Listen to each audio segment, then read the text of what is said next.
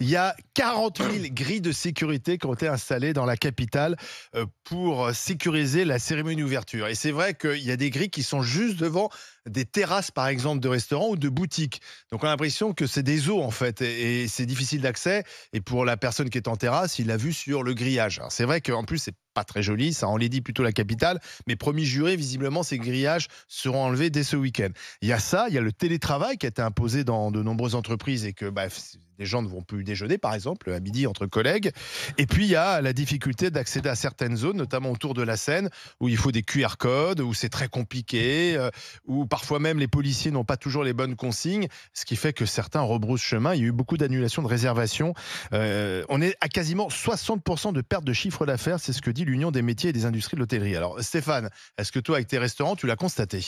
Oui, alors on l'a constaté, mais je tiens en préambule à préciser une chose au nom de tous les commerçants de Paris, c'est que nous sommes très fiers d'avoir les Jeux Olympiques à Paris. Mais vous ne remettez pas en cause les Jeux Ah non, Olympiques. on ne met pas absolument en cause les JO. On est très heureux d'accueillir le monde entier. Qu'est-ce que t'es dans la com policier ce matin ? C'est la vérité. Mais après, là où on est en colère, c'est l'organisation. Et honnêtement, les grilles, si on avait su qu'à ce point on allait cadenasser Paris, nous sommes nombreux, et je me suis réuni hier soir avec beaucoup de confrères, j'ai passé tout le week-end, plus encore hier, avec beaucoup de confrères, on a tous été unanimes sur le sujet. Si on avait su qu'il y avait autant de bordel avec des grilles qui cadenassent et on les disparaît, franchement, on aurait fermé, on aurait donné Vous auriez congés. fermé, t'aurais fermé. Oui, mais on aurait donné des congés d'été à nos salariés. Pourquoi ? Parce que de façon très factuelle, nous avons tous il y a 10 jours, notre carnet était plein. Les restaurants étaient pleins, c'était très bien. Donc vous avez gardé votre personnel. Donc on a gardé notre personnel, on avait imaginé que le bordel, c'était après les JO, d'après la communication qu'on a eue. Sauf que là, eh bien, ils ont avancé. Donc en termes de sécurité, je peux comprendre. Par contre, moi, je me suis baladé ce week-end en zone grise. C'est la mort lente.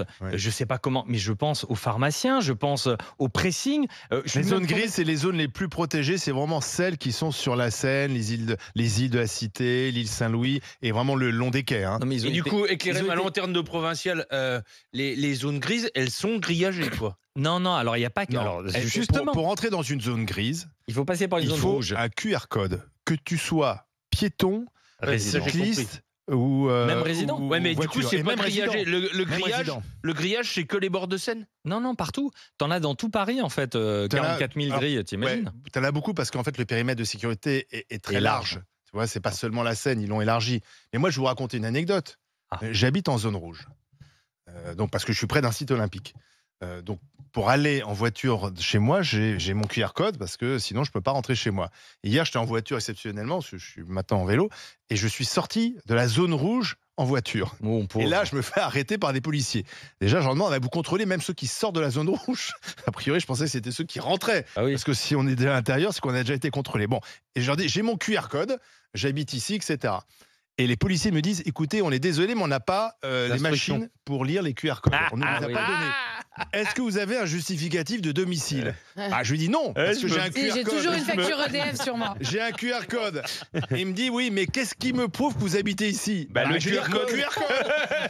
Et là, le policier qui était devant, il m'a dit, vous avez raison, passez.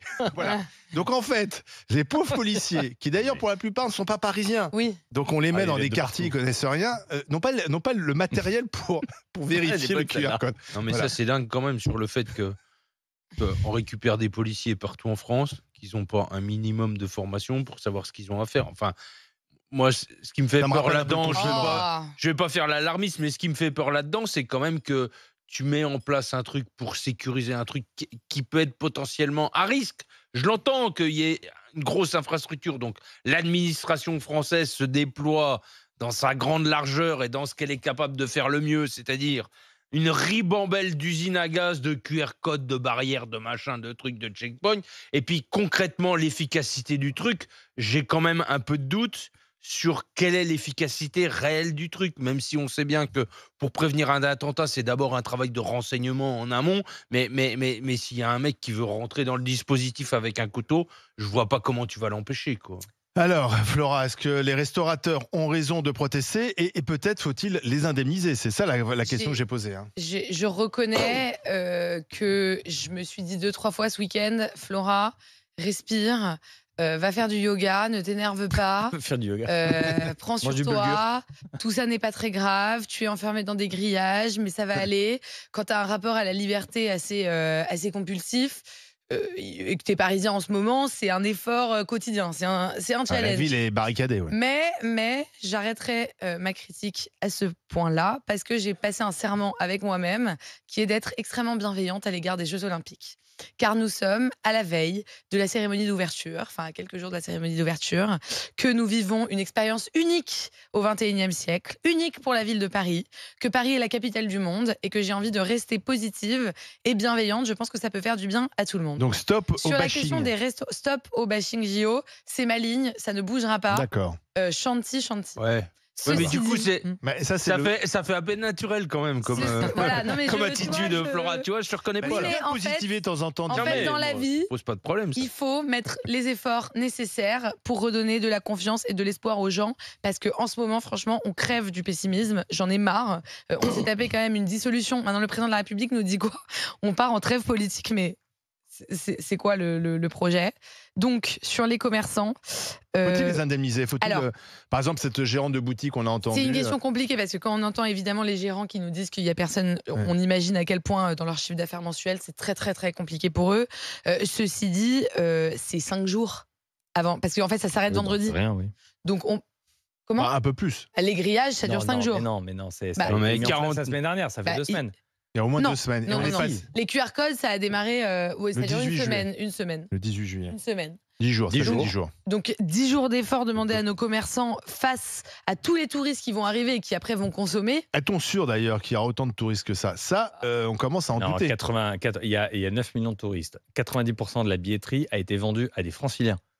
Oui, avec des gens qui sont. Mais les place. franciliens, après le match, ils vont aller au restaurant. Ils vont aller. Flora, où tu vas aller au restaurant? Le plus grand restaurant qu'il va y avoir au JO, c'est celui qui a été mis en place pour Elior au sein même du village olympique où tu n'auras pas accès. C'est 44 000 repas qui vont être servis tous les jours. Tu penses que ceux qui mangent 44 000 repas tous les jours vont venir ensuite dans notre restaurant? Mais non. Non, les délégations. Non, mais c'est les supporters qu'elle veut dire, Flora. Mais quand tu accueilles une entreprise ils vont manger les sandwichs, pour une convention, Attendez. etc., ils sortent, ils vont manger, ils font de C'est tout le l'économie. modèle économique de la culture. Hein. Vous croyez que les musées, ça fait rien gagner? C'est juste qu'autour des musées, les gens vont acheter une glace, ils vont s'acheter une petite bouteille d'eau parce qu'il fait chaud. Petits trucs. Ils vont au restaurant, ils s'arrêtent à la pharmacie parce qu'il faut acheter je sais pas quoi. Oui, bien sûr. Et tout ça fait du commerce, c'est de l'économie.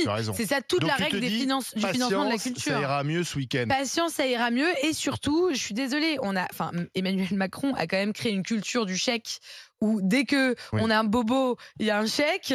Là, il faut sortir de la. Le problème, il est là parce que. Donc pas de quoi qu'il en coûte. Écoute, le quoi qu'il en coûte, je croyais que c'était fini, mais apparemment non. Non, maintenant c'est j'ai un bobo, on va te faire un chèque. Alors, après, moi, je crois plus aux retombées qui sont liées aux images de la cérémonie d'ouverture. Voilà. Moi, je ne crois pas que c'est des retombées directes. Et ça, c'est vrai que c'était bien joué commercialement de faire la cérémonie sur la scène. Si tout se passe bien, s'il fait beau, tu auras des super images et tu donneras envie à des milliards de gens de venir faire un tour à Paris dans les années futures. Mais je crois pas que ça va remplir les restos vendredi soir. Mais par contre, Stéphane, ça aura un impact sur le long terme. Et puis après, pour les grilles, je vais quand même dire un truc sur les grilles. Tout le monde est en train de ououiner parce qu'il y a des grilles. Enfin, en même temps, s'il y avait eu un attentat, tout le monde ououinerait. Et puis si Paris était avant les grilles, propre, beau et attrayant, ça se saurait, quoi. Alors, Stéphane, est-ce que tu demandes officiellement quand même des aides? Alors, c'est pas moi qui le demande. Après, on va écouter Franck au 32-16. Je vais quand même donner un cadre légal. Demain, si dans ta maison, tu as des mesures de restriction qui t'empêchent d'aller dans ta maison, eh bien, le droit français, c'est dans la Constitution, ouvre à des conditions d'indemnisation. En l'espèce, si je traduis en termes de droit, tu as à la fois plusieurs articles, en fait, que ce soit de jurisprudence administrative, qui ont parfaitement intégré le fait que quand une mesure de police, en l'espèce, c'est le cas, de restriction de circulation de la population, prive la liberté d'entreprendre, c'est comme ça, c'est dans la Constitution, ouvre droit à une indemnisation. Je vais faire partie, j'ai échangé avec le préfet Nunez, je vais faire partie de cette commission d'indemnisation.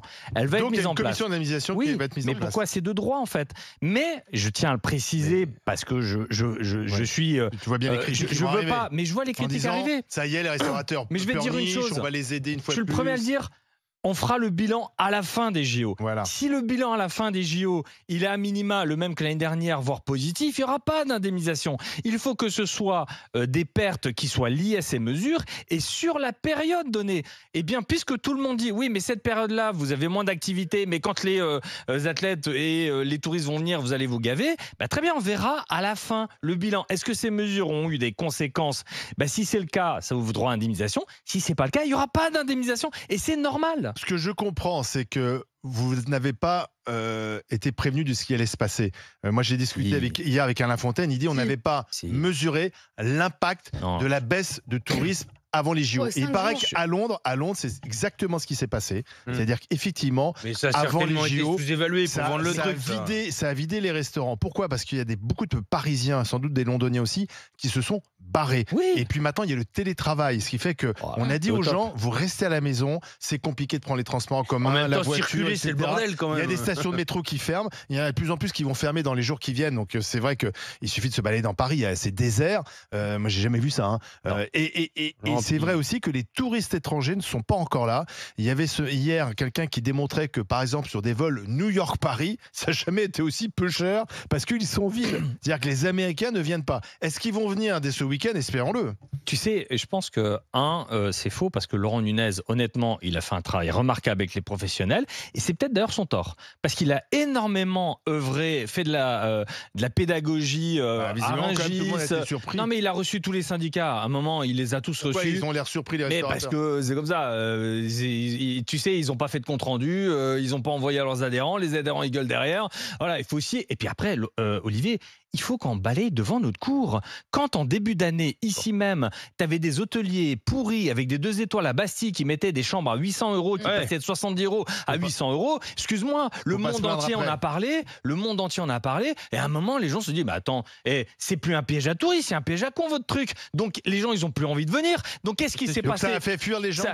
T'as ça. T'as le transport, on est passé de 2 € à 4 € le ticket de métro. Tout a augmenté. Les avions, ils ont explosé. Les trains, ils ont explosé. Plus rien, les avions. Non mais, oui. Non, mais je veux dire, un New York-Paris. Même les trains. Hein. Regarde aujourd'hui. Les trains aujourd'hui sont en train de baisser pour la semaine qui arrive. Je t'invite à regarder là sur les sites des hôtels, essaye de réserver une chambre. Les prix sont fracassés. Bah oui, parce que donc en fait il faut qu'on prenne notre responsabilité. Tu sais, cette profession, faut pas qu'elle soit que dans le moins. On va écouter justement. Franck est avec nous, le restaurateur. Bonjour. Bonjour les grands gueules. Salut Franck. Alors vous n'êtes pas à Paris. Non, voilà. Mais vous êtes aussi impacté. Alors expliquez-moi. Oui, alors juste, faut que je déroule. Il me faut 20 secondes pour on va vous les laisser. Ouais, parce que tout le respect que je dois pour mes amis parisiens, la France n'est pas que Paris. Effectivement, la baisse de fréquentation, que ce soit en termes de restauration ou d'hôtellerie, pour Paris, ça peut être quelque chose de conjoncturel à cause des JO. Par contre, pour la France entière, c'est structurel. Les étrangers, ils n'ont pas envie de venir chez nous avec ce qu'ils entendent, avec ce qu'ils voient, les sécurités. Vous savez, bon, on a beau avoir le déni, le gouvernement a beau avoir un déni d'insécurité, d'accord, quand notre ministre de la Justice nous dit que c'est qu'un sentiment, bon, eux, ils voient que c'est pas qu'un sentiment. Et ils n'ont pas envie de venir. Après, il y a la clientèle française. La clientèle française, c'est un tel marasme financier. On est tous dans la galère et les gars, au lieu de partir 2 semaines, ils partent qu'une semaine. Donc, quelque part, à un moment donné, voilà, c'est pour moi... Donc, il y a le pouvoir d'achat des Français. Beaucoup plus profond que ça. Il y a le pouvoir d'achat des Français. Donc, le resto, c'est ce qu'on supprime, le moment plaisir, quoi. Et puis, vous dites l'image renvoyée de la France. Il y a aussi le climat politique très instable qui ne doit pas non plus rassurer. Donc, tout ça fait que vous pensez qu'au-delà des JO, les étrangers ne viennent pas. Ma chambre d'hôtel est la même que l'année dernière. Vous savez quoi? Vous êtes dans le Var, hein, au MU. Oui, dans le Var. Je vais vous dire un truc. C'est vrai que juillet-août, on dit que généralement, c'est les vacances des pauvres. Bon, c'est vrai que j'ai fait un meilleur taux de remplissage au mois de juin et j'ai des très bonnes réservations pour le mois de septembre parce que c'est une autre clientèle. Donc, effectivement, il y a le problème financier, pouvoir d'achat. Mais des étrangers, pour moi, ça a divisé par 2. D'accord. Donc, c'est pas une bonne année pour l'instant. Si on peut aller dans votre sens, Franck, moi, j'ai causé avec un grand, on va dire une grande maison viticole bourguignonne séjour là, qui disait que En fait, il y a aussi du ruissellement, quoi. Hein.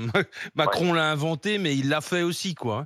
Et en fait, des touristes américains qui viennent plus à Paris, c'est aussi la même proportion de touristes américains qui ne visitent plus le vignoble bourguignon. Ah bah oui, bien sûr. Parce que aujourd'hui, c'est 40% du chiffre d'affaires du vignoble bourguignon. Enfin, j'ai pas les chiffres exacts, mais c'est dans ces eaux-là. C'est plus de local qui boit les grands vins de Bourgogne. Et du coup, ces gens-là, ils viennent en visite, ils vont se promener dans le vignoble bourguignon, mais ces gens-là, ils passent par Paris. Et donc, des gens qui n'atterrissent plus à Roissy en venant de New York, c'est des gens qui ne vont pas dans les territoires, quoi. Merci Franck, merci. En tout cas, c'est intéressant de nous dire effectivement qu'il n'y a pas qu'à Paris que des restaurateurs souffrent, c'est partout en France. Nous sommes avec un policier, Stéphane, bonjour. Bonjour à tous. Vous allez sur Paris aujourd'hui pour y travailler, pour renforcer la sécurité ? C'est ça, tout à fait. Ouais. On est censé partir pour 14h, 15h à peu près. J'espère que vous aurez le matériel pour lire les QR codes. Non, mais malheureusement, c'est quand même c'est une honte de ce que j'entends depuis tout à l'heure. Et on est vraiment tous impactés. C'est pour vous dire. Regardez, moi, je pars à 15h de mon commissariat pour arriver en fin d'après-midi sur Paris. On ne sait toujours pas. Donc, on est censé quand même travailler demain. On ne sait toujours pas nos horaires. On ne sait toujours pas notre lieu de travail. Voilà. C'est où vous allez dormir ? Et qu'est-ce que vous voulez Pourtant, le ministre a dit on est prêt. Le ministre de l'Intérieur a dit on est prêt. Et vous partez d'où ? C'est d'où votre région d'origine ? On n'est pas très loin. On va dire qu'on est à peu près sur 2 heures de trajet. D'accord. Ouais. Donc, vous savez pas ce que vous allez faire demain, quoi. Non, voilà, c'est ça. Et vous avez des lieux d'hébergement quand même, ça c'est sécurisé ? Oui, ça on le sait d'aller depuis une petite semaine. D'accord. Voilà. Mais pour revenir après avec les restaurateurs, moi je suis complètement d'accord avec Franck qui a parlé juste avant. Le problème c'est avec l'argent, où est-ce qu'on va encore le trouver ? Le truc c'est qu'il y a des restaurants, ils perdent 80% de fréquentation. Ouais. Pour un mois de juillet, c'est énorme. Et le problème c'est qu'après... Moi, j'ai pas envie non plus que la police passe encore pour les méchants un petit peu à l'époque. Non, Stéphane, soyez rassuré. À mon avis, en ce moment, vous devez faire un peu engueuler, mais gentiment, parce qu'en fait, comme les gens sont surpris de ces restrictions de circulation. Donc, je vois bien, il y a des livreurs, des transporteurs, surtout des gens qui bossent, etc., qui disent, mince, voilà, pourquoi tout d'un coup, je peux plus passer par là. Vous l'avez dit tout à l'heure. En plus. Les policiers que vous allez voir sur Paris, 95%, c'est des policiers de province. Ah, mais ils connaissent rien du tout. Non. C'est-à-dire que quand vous demandez par où je passe, il n'y a pas de réponse. C'est fermé. Ouais. Il dit, je sais pas, je viens pas d'ici. Non, mais c'est là qu'on voit aussi le résultat final de l'administration française, parce qu'on aurait pu travailler en amont et puis vous dire voilà, vous allez être à tel endroit, les gens qui sont déviés, vous les envoyez par là. Vous étiez capable de le faire, Stéphane. C'est ça. C'est surtout que ça fait quoi, 10 ans qu'on sait qu'il y a les JO en France. Bah oui. Et si on n'est pas capable de régler ça, c'est vrai. Ce matin sur BFM, il y avait une journaliste qui était dans le métro avec des touristes américains pour aller au Louvre. Et ils pensaient qu'ils allaient pouvoir sortir à la station Louvre-Rivoli. Et tu entends le message qui dit la station Louvre-Rivoli est fermée. Point. Il n'y a pas d'information pour dire pour aller au Louvre, sortez à telle station. Non, mais attendez, les amis, je pense qu'un Américain, s'il écoutait les GG, il hallucinerait. Il annule son voyage. De notre niveau de pessimisme et de critique. Mais non, mais c'est pas du pessimisme. Vous savez, il y a un nouveau dessin animé. C'est la constatation des faits. Il y a un nouveau dessin animé qui s'appelle Vice Versa qui est sorti récemment au cinéma. Et il y a un personnage qui joue l'ennui et ils ont imaginé un Français. Et c'est rigolo parce qu'il parle en français et les autres Américains l'appellent ennui. Et il est hyper snob et il critique tout et il s'ennuie. Et bah voilà, ça c'est la France. Et en fait, depuis ce matin, alors les grilles, elles sont pas belles. D'accord, bon. Bah oui, c'est vrai. Bon, après, c'est des grilles. Oui, mais bon. C'est amoche, la ville, alors qu'elle est censée... On n'allait pas te mettre faire une collab avec un artiste pour avoir des jolies grilles. Ensuite, les restos, ils sont vides. Tout le monde dans l'histoire des JO a dit que les quelques jours avant l'ouverture, c'était comme ça. Ensuite, visiblement, il y aura moins de touristes que prévu. Ensuite, la sécurité, on n'est pas sûr. Mais en fait, vous pourriez critiquer la couleur de l'uniforme des policiers s'il n'y avait plus rien à dire. Donc, en fait, non mais Flora, tu peux nous prendre 12 euros, mais en même temps, ce que nous raconte Stéphane, Flora, il y a des faits, quoi. Non, mais vous êtes des Gaulois réfractaires. On sait qu'il faudra sécuriser cet endroit, qu'il faudra sécuriser cet événement. 10 ans, on imagine tout un process de sécurité. Je suis désolée. Et Stéphane, il t'explique que demain matin, il sait pas où il va bosser. Oui, mais en fait, Stéphane, je suis désolée, je comprends votre besoin. mais il y a 1 mois, 2 mois, en fait, tout ça est interdépendant. Donc, on ne peut pas dire aux policiers comment ça va se passer il y a 2 mois. Enfin, voilà, c'est comme ça. Il faut un peu d'agilité. Est-ce que ça fait pas partie de votre métier aussi de savoir un peu au dernier moment ce que vous allez faire, Stéphane? Ça va aller. Vous qui êtes policier, rappelons-le. Évidemment, c'est sûr. Oui, mais peut-être que Stéphane. Moi, j'ai peur que ceux qui vont dire à Stéphane Valla, ils le savent pas encore non plus. Non, mais ça relève pas. C'est ça que j'ai peur. Je suis désolée, ça relève pas tous les sujets dont on parle depuis ce matin. Il y a rien qui relève de quelque chose de grave. Non, mais Flora. Attendez, on critique la couleur des grillages. C'est la vie comique des gens. Vous êtes 3 Gaulois réfractaires autour de moi. Non, mais t'as raison, Flora. Va expliquer à tous les artisans qui n'arriveront pas à payer les salaires de leurs salariés que c'est pas grave, que 15 jours d'absence de chiffre d'affaires, c'est pas grave, tout va bien, les salaires. Non, mais franchement, Flora, moi je l'ai fait le tour, je peux te dire qu'il y a des mecs qui pourront pas payer les salaires. Donc moi je suis désolé, et on peut pas banaliser à ce point le sujet. Les mecs, quand ils peuvent pas payer les salaires de leurs salariés, leur c'est pas grave, ils s'en foutent, on est habitué. Mais quand même, t'es salarié, tu touches pas la trésorerie. Nous on n'imprime pas des billets, on n'imprime pas des taxes. On se dit pas tiens on va mettre plus d'amendes pour rentrer de l'argent. Philippe est avec nous également, les restaurateurs à Paris, dans le 17e arrondissement. Bonjour Philippe. Oui, bonjour. Salut, pourtant, vous êtes loin de la zone grise, même de la zone rouge, non? Ah oui, on en est très loin. Nous, on en est très très loin. Donc ça se passe bien chez vous alors? Bah non, pas du tout. Non, c'est comme tout le monde. Hein. Si les touristes fuient, ils fuient pas l'ultra-centre de Paris, ils fuient Paris tout court. Ouais, c'est ça. Même la France. Ils fuient la France. Oui, même la France, oui. On a jamais vu ça, quoi. Nous, on est restaurateurs, effectivement. Là, entre guillemets, on se permet de prendre la parole, mais tous les commerces, quoi. Voilà, vraiment, c'est une catastrophe. Et on parle de zone grise en disant que les gens ne viennent pas, mais non, c'est pas une histoire. C'est d'une manière générale Paris. Moi, je vais vous faire un aveu. Moi, je travaille le mois de juillet à Paris depuis 20 ans. Donc, je peux comparer. J'ai jamais vu Paris aussi vide. J'ai traversé dimanche Paris en vélo. J'avais l'impression d'être au temps du Covid et du confinement. Alors, on peut dire que c'est pas grave, que c'est génial, mais on nous a vendu entre 10 et 15 millions de touristes supplémentaires. On nous a dit qu'il y aurait énormément de retombées.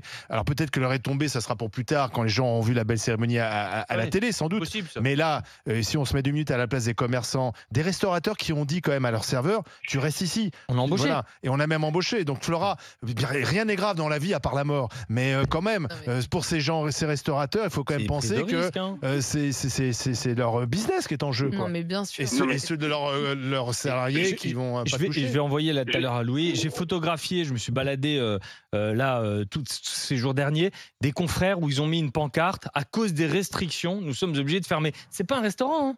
C'est un commerce. Il n'y a personne qui tourne. Enfin, non, il faut être factuel. Et quand même, dans le 17e, moi je connais bien le 17e puisque j'ai également des établissements, cher Philippe, dans le 17e. Mais le 17e, c'est le désert.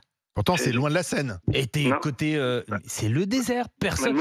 Ceux qui vivent, alors que c'est quand même vachement peuplé le 17e, il y a 170 000 habitants, ils sont partis. Ils sont partis ou en télétravail. Hein, moi, je pense que le télétravail fait du mal aussi. Ah oui. Tous les gens, on a dit aux gens, on a dit même aux Français, aux Franciliens, et nous on a même des annulations qui nous disent ah ben non, une personne elle m'a réservé une table et puis il m'a dit ah non on vous l'annule à cause des JO et des travaux, on viendra pas. Mais je dis moi on est dans le quartier des Batignolles, vous pouvez venir ici, il y a aucun problème. Il y a même des places de parking dans les rues, chose que normalement on n'a pas. Ce qui est jamais arrivé.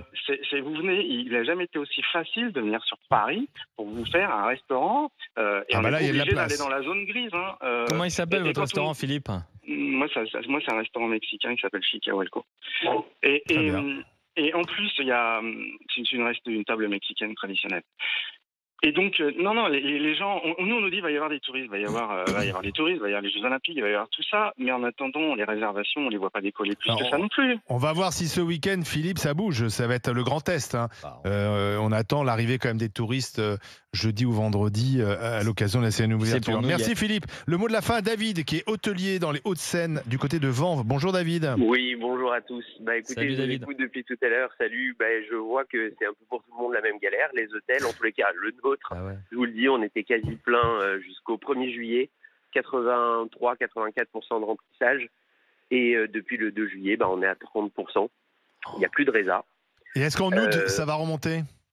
Mais moi, ce que je comprends pas, comment on peut imaginer qu'il y a 9 millions de personnes qui vont arriver en 3 jours? C'est des franciliens. Oui, parce qu'en fait, je pense que déjà, dans la communication, il y a une petite tromperie. Parce que quand on a dit 10 millions, en fait, la plupart des touristes, c'est des gens qui habitent dans la région déjà. Exactement. Bah, ça reste des touristes. Oui, mais Oui, ils vont pas à d'accord. l'hôtel. Ils vont pas aller à l'hôtel. S'ils vont à Paris, ils rentrent chez eux. Ils vont pas dormir à Paris. Explique à quelqu'un qui l'hôtel, habite à Sèvres que c'est un touriste. L'hôtel, je sais pas, mais il y a Le mec, il a bien Les en course, c'est un touriste. Ce qui est bizarre, c'est que les Ça, c'est Franciliens typiquement étaient parisien, censés ça. avoir loué leurs apparts aussi. Donc je ne sais pas vraiment qui va être là pour ces Jeux Olympiques, vu que la plupart des Franciliens ont mis leur appartement. Ah ouais, alors c'est sûr qu'il y a une Airbnb en concurrence pensant que accrue c'était du Airbnb. Ouais. Et puis, même Airbnb, c'est vide. Hein. Et puis Oui, les c'est gens de vrai. province qui viennent voir des épreuves, qui ont écouté que les Airbnb et les hôtels, ils avaient doublé les tarifs, eh ben ils vont faire l'aller-retour. Hein. Ils vont faire un Je vous le dis, retour ou dormir chez des amis. Je de suis la allé famille. visiter dans le 6e arrondissement de Paris. J'étais faire le 6e, c'est quand même à Paris, Saint-Germain. C'est l'arrondissement ça le grouille. plus cher Voilà. de Paris. Hein. Tu vas rue de Bussy, rue de Seine, C'est ça chic. grouille logiquement de touristes, t'as Oui. plein de restos, Pour de de l'argent. terrasses. Chez un copain qui s'appelle Olivier Flotte, qui a un superbe établissement qui s'appelle chez Huguette, c'était à moitié. Mais David, il y avait presque personne. Pourquoi quoi, les un gens tiers. ont eu peur de venir selon vous? Je pense qu'il y a eu quand même un gros bashing au niveau des JO. Vous regardez Oui. un petit peu Twitter, vous avez vu toutes les vidéos qui circulent avec des grilles de partout. Moi, je vais vous dire, pour les grilles, je pense qu'en termes de bien sûr. sécurité, il fallait faire quelque chose, c'est évident. Maintenant, l'État, pour une fois, ils auraient pu anticiper, prévenir les commerçants. On aurait pu faire des choses différentes. On aurait pu libérer nos équipes pendant 10 jours. Voilà, les 10 jours. Alors que là, on a bloqué tout le monde. On a refusé des congés, etc. en se disant ça va être la folie. Ils auraient pu nous le dire. On l'aurait fait différemment. On aurait gardé les gens à partir juste pour les 2 semaines peut-être des JO, sans se dire qu'il y aurait eu des délégations qui allaient arriver. Alors après, David, le problème, c'est que par rapport aux autres Olympiades, cette fois-ci, la cérémonie d'ouverture est dans la ville. Oui. Habituellement, c'est dans un stade. Donc, on sécurise le stade et ça perturbe personne d'autre. Là, comme c'est au milieu de la ville et on fait des périmètres de sécurité très élargis, ça perturbe quasiment toute la ville. Et c'est vrai que c'est plein air au compliqué. milieu de la Mais ville. oui, J'aimerais juste rassurer tous les confrères. Ça, c'est sûr qu'on n'avait peut-être pas mesuré toutes les conséquences. Juste si je peux rassurer un petit peu d'optimisme dans ces JO qui franchement sont une opportunité, c'est que pendant 2 ans derrière, il va y avoir une vague de tourisme incroyable. Tu crois que Paris avait besoin de ça? Les gens ne connaissaient pas Paris. Alors tu sais, à chaque fois qu'on me dit ça, tu sais ce que je réponds? Le tourisme n'est pas une rente, ça s'entretient. C'est vrai, tu as et raison. c'est bien d'entretenir, et c'est bien d'avoir entretenu tous nos bâtiments, d'avoir rendu Paris dans le monde entier. Dès que tu dis que tu habites à Paris, les gens disent je rêverai d'aller à Paris. Mais là, tu as des milliards de personnes qui vont regarder à Venise. Tu as des milliards de personnes qui vont regarder la télé et qui vont dire tiens, j'ai envie d'y aller. Pendant un an et demi, on vous a entendu, on a entendu les Parisiens se plaindre parce qu'il y avait des travaux partout, parce qu'il y avait des échafaudages, etc. Là, j'entends personne se féliciter du fait que la ville est magnifique. Tu trouves? Moi, j'ai passé le week-end à Paris. Tu la trouves belle, la voiture? Là, la ville est magnifique. Il n'y a plus de travaux. Tous les immeubles sont blancs. Il en fallait une. Tout est rénové. Il en fallait une quoi? Qu'il la trouve belle, la ville. La ville est magnifique là. Vraiment, allez vous promener, vous allez voir. Et en fait, si vous il y a des blocs de béton partout, il y a des grilles. On n'a pas vu la même chose ce week-end. Écoute, la photo, elle est très représentative de ce qui se passe à Paris derrière Olivier. Moi, je trouve pas ça très joli. Excuse-moi.